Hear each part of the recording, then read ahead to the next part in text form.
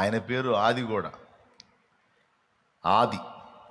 అందుకే ఆది యందు దేవుడు భూమి ఆకాశములను సృజించెను. ఈ భూమి ఆకాశములకు ఆధారమే యేసు. ఆయన యందు మనం నిర్మించబడ్డాం, ఆయన యందు ఉనికి కలిగి చరించుచున్నాం. అంటే అప్పుడు ఒకసారి యేసయ్యను ఊహించుకోండి.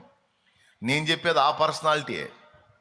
ఆకాశ మహాకాశములు నిన్ను పట్టజాలవు, నేనే పాటి వాడిని నాయన నీకోసం మందిరం కట్టడానికి అన్నాడు సొలొమోను. నేను కట్టే ఈ పెద్ద మందిరం కూడా ఒక ధూపవేదిక నాయన నీకు, ఎందుకంటే ఆకాశ మహాకాశాలే పట్టజాలం. ఎందుకు? సమస్తాన్ని నిర్మించి అన్ని నీ అందే ఉన్నాయి. సింపుల్గా నేను లేచి నిలబడ్డాను అనుకోండి, జస్ట్ నాకు ఇక్కడ ఈ ప్లేస్లోనో లేకపోతే ఈ ప్లేస్లోనో ఒక వస్తువుని నేను కలిగి ఉన్నట్టు, ఈ చరాచర జగత్తు విశ్వం అంతటిని కూడా తన యందు అలా కలిగి ఉన్నాడు. అన్నిటికీ ఆధారం ఆయనే. అదిగో చూడండి, అదేమో భూమి అనుకోండి, టోటల్ విశ్వాన్ని అలా కలిగి ఉన్నాడు ఆయన. ఇప్పుడు లేకపోతే సమస్తాన్ని అలాగా కంట్రోల్ చేసే విధంగా తన యందు కలిగి ఉండకపోతే ఇవన్నీ కంట్రోల్లో ఉండవు. శూన్యంలో భూమి ఎట్టుంది? మనకు తెలిసి శూన్యం కనపడుతుంది, కానీ దాన్ని పట్టి ఉంచిన ప్రభువు ఉన్నాడు.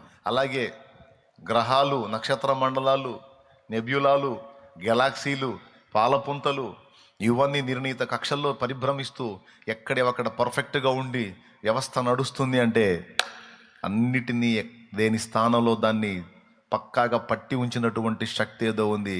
ఆ శక్తి ఏదో కాదు, ఆయనే. కానీ అర్థమైందని నేను చెప్పింది? ఆయనే. బాగుంది ఇంతవరకు. ఇప్పుడు 3 ప్లేసుల్లో కనపడతాం. ఇది మీకు సుపరిచితమైన వచనమే. 2వ అధ్యాయము 1వ వచనం నుంచి చదువుతున్నాను, చూడండి.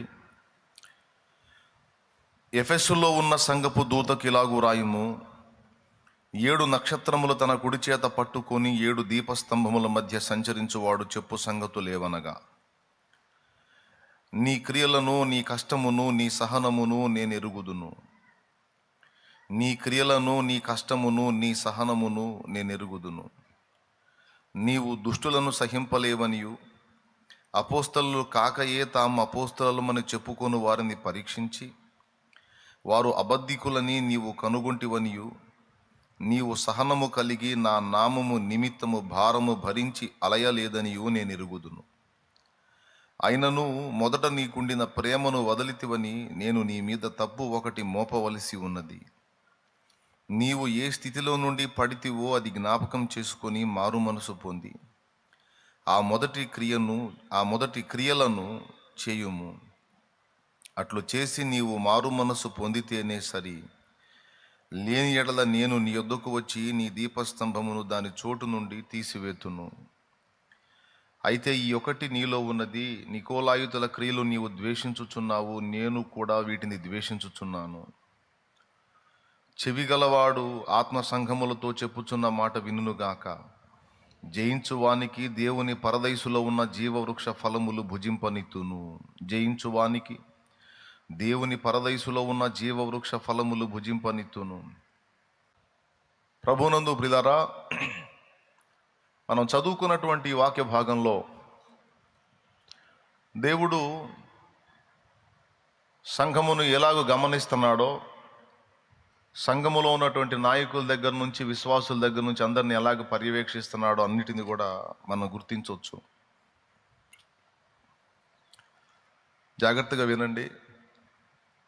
ఇప్పుడు మనం సకాలంలో ముగించుకుంటేనే తర్వాత కూటం సకాలంలో స్టార్ట్ అయింది. బాబు దాన్ని ఆపండి, లేదా ఇక నా కార్యక్రమం మొదలైద్ది. ఇక ఆపేసేదాన్ని, ఇది కూడా ఆపేసే. ఏదన్నా ఎండ ఉన్నప్పుడు ఏంటి, ఎందుకది ఇప్పుడు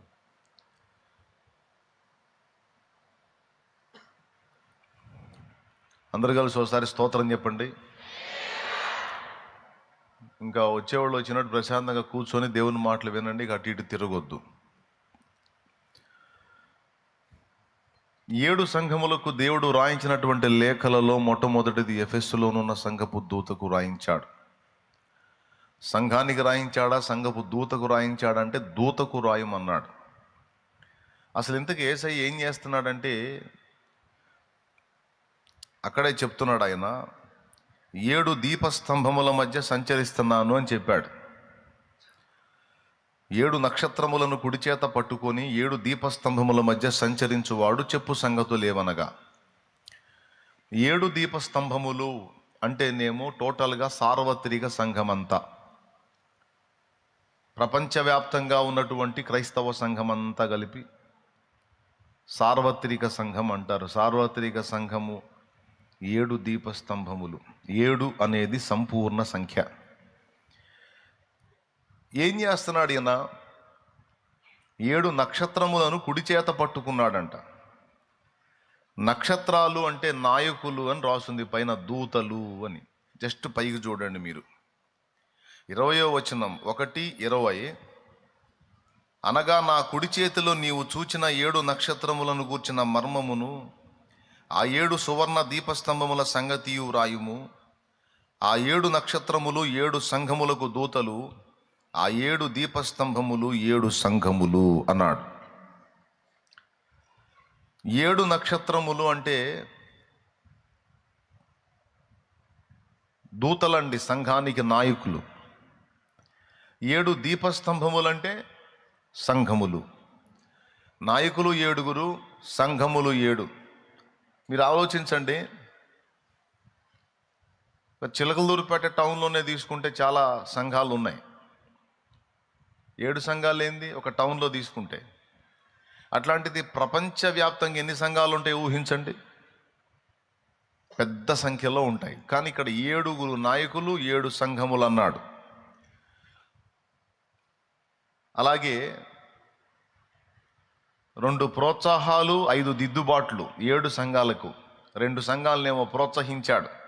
మీరు బాగా ప్రయాసపడుతున్నారు, అన్ని విషయాల్లో క్రమంగా ఉన్నారు, నేను సిద్ధపరిచింది మీకు ఇస్తానని 2 సంఘాలని ప్రోత్సహించాడు. స్ముర్ణ, ఫిలదెల్ఫియా, ఈ 2 సంఘాలని.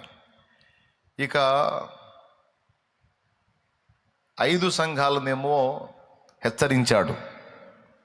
అయితే వీటన్నిటికీ ముందు అసలు ఆయన ఏం చేస్తున్నాడు అంటే 7 దీపస్తంభముల మధ్య సంచరిస్తున్నాడు అని రాయించాడు. సంఘములలోనేమో సంచరిస్తున్నాడు, నాయకులనేమో చేతబట్టుకొని ఉన్నాడు. దేవునికి స్తోత్రం కలుగును గాక. మళ్ళీ చెప్తాను క్లియర్గా మీకు అర్థమయ్యేటట్టు. సంఘములు అంటే ఈ నాయకుల ద్వారా నడిపించబడేటువంటి సంఘములలోనేమో తాను తిరుగుతున్నాడు. మనం అనుకుంటాము ఆయన సమీపించరాని తేజస్సులో ఉన్నాడు, అలాగే పరలోకమందు సింహాసనాసీనుడైన వాని కుడి ప్రక్కన ఆసీనుడై ఉన్నాడు అని యేసయ్యను గురించి మనం అనుకుంటాం. నిజమే, ఈ 2 నిజమే. సమీపించరాని తేజస్సులో ఆయన ఉన్నమాట నిజమే. ఆ సమీపించరాని తేజస్సు అంటే ఏంటో తెలుసా? అక్కడికి దూతలు వెళ్ళలేరు, కెరూబులు, శరాపులు ఎవ్వరు వెళ్ళలేరు. ఆయన ఒక్కడే ఉండే ప్లేస్ అది. ఎవరూ సమీపించలేని తేజస్సు. అక్కడికి ఇంకెవ్వరు వెళ్ళలేరు. ఆయన ఒక్కడే ఉంటాడు, దేవుడు ఒక్కడే ఉంటాడు. అక్కడ ఉన్నాడు ఆయన. అదే టైంలో 24 పెద్దల మధ్య, కెరూబులు, శరాపులు, దూతలు అందరి మధ్యలో సింహాసనాసీనుడై కూడా ఉన్నాడు. అది ప్రకటన 5లో ఉంటుంది.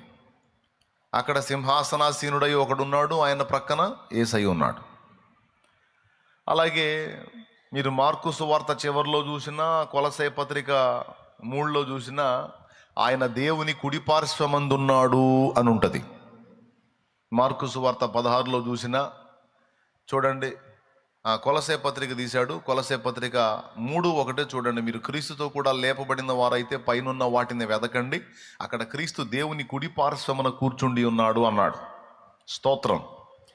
ఇదే మాట మార్కు సువార్త 16వ అధ్యాయంలో చివరిలో కూడా దేవుడు రాయించాడు. సో తండ్రి అయిన దేవుని కుడి పార్శ్వమున యేసయ్య కూర్చున్నాడు. అదిగో చూడండి మార్కు 16:19. ఇలాగు ప్రభు అయిన యేసు వారితో మాట్లాడిన తర్వాత పరలోకమునకు చేర్చుకొనబడి దేవుని కుడి పార్శ్వమున ఆసీనుడై ఉండెను, ఆసీనుడయ్యను. ఓకేనా? ఈ 2 వచనాలు ఏం చెప్తున్నాయి? పరలోకమందు తండ్రి ఉన్నాడు, అక్కడ కెరూబులు ఉన్నారు, శరాపులు ఉన్నారు, దూతలు ఉన్నారు, అందరూ ఉన్నారు. 24 పెద్దలు ఉన్నారు. వీళ్ళందరి మధ్య ఆయన ఉన్నాడు. తండ్రి అయిన దేవుడు ఆయన కుడి పార్శ్వమున యేసయ్య ఉన్నాడు. ఓకేనా? తిమోతికి రాసినటువంటి మొదటి పత్రిక 6వ అధ్యాయం 15వ వచనం ఒక్కసారి చూస్తే అక్కడ సమీపించడానికి తేజస్సులో ఉన్నాడని ఉంటాడు చూడండి. తిమోతికి రాసిన మొదటి పత్రిక 6వ అధ్యాయం 15వ వచనం తొందరగా. సమీపించరాని శ్రీమంతుడును అద్వితీయుడునకు సర్వాధిపతి యుక్త కాలముల యందు ఆ ప్రత్యక్షతను కనపరుచును. ఆ సర్వాధిపతి రాజులకు రాజును ప్రభువులకు ప్రభువునై ఉన్నాడు. సమీపింపరాని తేజస్సులో అది ఆయన మాత్రమే వసించుచు. ఆ మాత్రమే అన్న మాటను మీరు దృష్టిలో పెట్టుకోవాలి. సమీపించరాని తేజస్సులో ఆయన మాత్రమే వసించుచు అమరత్వము గలవాడై ఉన్నాడు. మనుషులలో ఎవడును ఆయనను చూడలేదు, ఎవడును చూడనేరడు. ఆయనకు ఘనతయు శాశ్వతమైన ప్రభావమును కలిగి ఉండును గాక. ఆమేన్. ఆయన మాత్రమే. ఇప్పుడు చెప్పండి, త్రియేక దేవుడు ఫస్ట్ ఎక్కడున్నాడు? సమీపించరాని తేజస్సులో ఉన్నాడు. మళ్ళీ ఎక్కడున్నాడు త్రియేక దేవుడు? పరలోకమందున్నాడు, దూతలు కెరూబులు శరాపుల మధ్య. ఎవరెవరు ఉన్నారు? ప్రకటన గ్రంథం 5 మీరు తీసుకున్నట్టయితే సింహాసనాసీనుడై ఉన్నవాడు కనపడతాడు. అక్కడే వధింపబడినట్లుండిన గొర్రెపిల్ల కనపడతాడు. అక్కడే దేవుని 7 ఆత్మలు కూడా కనపడతాయి. అంటే దైవత్రిత్వం సమీపించరాని తేజస్సులో కనపడుతుంది. రెండవది పరలోక మహిమలో కనబడుతుంది. మరి ఈ 2 చోట్లే ఉన్నాడా, ఇక మిగిలిన చోట్ల లేడా అంటే అసలు ఉన్నదంతా కూడా ఆయన యందు ఉన్నది అని బైబిల్ సాక్ష్యం ఇచ్చింది. ఇది ఇంకొక ప్రత్యక్షత. అసలు చరాచర జగత్తు మొత్తం కూడా యేసునందే ఉన్నదట. అన్నిటికీ మూలం ఆయనే, అన్నీ ఆయన యందే కలిగినాయి. యోహాను సువార్త 1వ అధ్యాయము 1వ వచనం, కలిగి ఉన్నది ఏదియు ఆయన లేకుండా కలగలేదు, సమస్తము ఆయన ద్వారా సృజింపబడింది, అన్నిటికీ మూలం ఆయనే అని ఉంటుంది చూడండి. ఆది యందు ఆయన దేవుని యొద్ద ఉండెను, సమస్తము ఆయన మూలముగా కలిగెను, కలిగి ఉన్నది ఏదియు ఆయన లేకుండా కలుగలేదు. బాగా వినాలి. ఆయన మూలముగా అంటే చరాచర జగత్తు మొత్తానికి మూలం ఎవరు? ఆయనే. స్తోత్రం. ఓకేనా? రైట్. ఆయన యందే ఈ సృష్టి ఉంది అంటానికి 2 వచనాల నిరూపణ ఉంది. అపోస్తలుల కార్యములు 17వ అధ్యాయములో మనము ఆయన యందుండి ఉనికి కలిగి చరించుచున్నాము అంటాడు అపోస్తలుల కార్యం 17వ అధ్యాయంలో. కొలసై పత్రిక 1:15లోనేమో సమస్తము ఆయన యందు ఆయన ద్వారా సృజింపబడెను అంటాడు. చూడండి, నేను చెప్పినటువంటి వచనాలు ఒకసారి మీరు పరిశీలించుకోండి. అపోస్తుల కార్యం 17:28 వచనం చదవండి. ఆ వచనం, మనం ఆయన యందు బ్రతుకుచున్నాము, చలించుచున్నాము. ఆయన యందు అన్న మాట, యందు అన్నది రౌండ్ కొట్టాలి. మనం ఆయన యందు బ్రతుకుచున్నాము, చలించుచున్నాము, ఉనికి కలిగి ఉన్నాం. అసలు మన ఉనికికి ఆధారమే యేసయ్య అంట. దేవునికి స్తోత్రం. ఇప్పుడు ఈ షెడ్ ఉంది అంటే దీనికి ఆధారం ఏంది? అందరు చెప్పాలి. ఈ షెడ్ ఉంది అంటే దీనికి ఆధారం ఏంటి? ఫస్ట్ మీరు చెప్పేది స్తంభాలని. స్తంభాలకు ఆధారం ఏంటి? ఏంటి, ఎవరు చెప్పట్లేదు? నోరు తెరవండి. భూమి. అవునా? భూమి లేకపోతే స్తంభాలు గాల్లో ఉంటాయండి. ఆశ్చర్యం ఏంటంటే స్తంభాలకు ఆధారమైన భూమి మాత్రం నిజంగా శూన్యంలో ఉంది. ఓకే, అంటే ఇప్పుడు ఈ మొత్తానికి ఆధారం భూమి.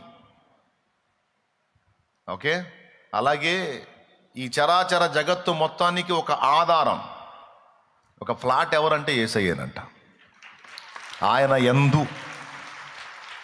యందు నిర్మించబడ్డామంట. ఇప్పుడు చెప్పండి, సమీపించడానికి తేజస్సులో ఉన్నాడా? రెండవది దూతల మధ్య ఉన్నాడా? మూడవది సమస్త చరాచర జగత్తు మొత్తానికి ఆయనే ఆధారమై ఉన్నాడు. అందుకే ఆదికాండం 1వ అధ్యాయం 1వ వచనం, దేవుడు సృష్టి చేసినప్పుడు ఆది యందు అన్నాడు. ఆది అంటే ఎవరో తెలుసా? యేసయ్యే. అదే ప్రకటన గ్రంథంలో అన్నాడు, నేను ఆదియు అంతమునై ఉన్నాను అని. అర్థమైందా? ఆ మాట కూడా ఉంటుంది. ఆయన పేరు ఆది కూడా. ఆది. అందుకే ఆది యందు దేవుడు భూమి ఆకాశములను సృజించెను. ఈ భూమి ఆకాశములకు ఆధారమే యేసు. ఆయన యందు మనం నిర్మించబడ్డాం, ఆయన యందు ఉనికి కలిగి చరించుచున్నాం. అంటే అప్పుడు ఒకసారి యేసయ్యను ఊహించుకోండి. నేను చెప్పేది ఆ పర్సనాలిటీయే. ఆకాశ మహాకాశములు నిన్ను పట్టజాలవు, నేనే పాటి వాడినైనా నీకోసం మందిరం కట్టడానికి అన్నాడు సొలొమోను. నేను కట్టే ఈ పెద్ద మందిరం కూడా ఒక ధూపవేదిక నాయన నీకు, ఎందుకంటే ఆకాశ మహాకాశాలే పట్టజాలం. ఎందుకు? సమస్తాన్ని నిర్మించి అన్ని నీ అందే ఉన్నాయి. సింపుల్గా నేను లేచి నిలబడ్డాను అనుకోండి, జస్ట్ నాకు ఇక్కడ ఈ ప్లేస్లోనో లేకపోతే ఈ ప్లేస్లోనో ఒక వస్తువుని నేను కలిగి ఉన్నట్టు ఈ చరాచర జగత్తు విశ్వం అంతటిని కూడా తన యందు అలా కలిగి ఉన్నాడు. అన్నిటికీ ఆధారం ఆయనే. అదిగో చూడండి, అదేమో భూమి అనుకోండి, టోటల్ విశ్వాన్ని అలా కలిగి ఉన్నాడు ఆయన. ఇప్పుడు లేకపోతే సమస్తాన్ని అలాగా కంట్రోల్ చేసే విధంగా తన యందు కలిగి ఉండకపోతే ఇవన్నీ కంట్రోల్లో ఉండవు. శూన్యంలో భూమి ఎట్టుంది? మనకు తెలిసి శూన్యం కనపడుతుంది, కానీ దాన్ని పట్టి ఉంచిన ప్రభువు ఉన్నాడు. అలాగే గ్రహాలు, నక్షత్ర మండలాలు, నెబ్యులాలు, గెలాక్సీలు, పాలపుంతలు ఇవన్నీ నిర్ణీత కక్షల్లో పరిభ్రమిస్తూ ఎక్కడెక్కడ పర్ఫెక్ట్గా ఉండి వ్యవస్థ నడుస్తుంది అంటే అన్నిటినీ దేని స్థానంలో దాన్ని పక్కాగా పట్టి ఉంచినటువంటి శక్తి ఏదో ఉంది. ఆ శక్తి ఏదో కాదు, ఆయనే.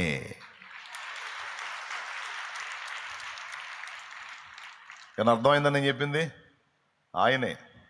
బాగుంది ఇంతవరకు. ఇప్పుడు 3 ప్లేసుల్లో కనపడుతున్నాడు. నంబర్ 1 మీరే చెప్పలేక వరుసగా మీరే నోరు తెరిచి చెప్పండి. తెల్లవారుజాము వాక్యం బాగా ఎక్కిద్ది మైండ్కి. చెప్పండి, ఫస్ట్ ఎక్కడున్నాడు? ఎవరు? అది గుర్తుపెట్టుకోండి. పాట ఎత్తితే మీకు అది గుర్తుంటుంది అన్నమాట. రెండవది పరలోకమందున్న 2. మూడవది సమస్తము ఆయన యందు ఆకాశ. జస్ట్ ఇప్పుడు 3 పాటలు మీకు గుర్తు చేశాను. హల్లెలూయా. అయిపోయింది. ఈ 3 చోట్లే ఉన్నాడా? ఇంకెక్కడన్నా ఉన్నాడా?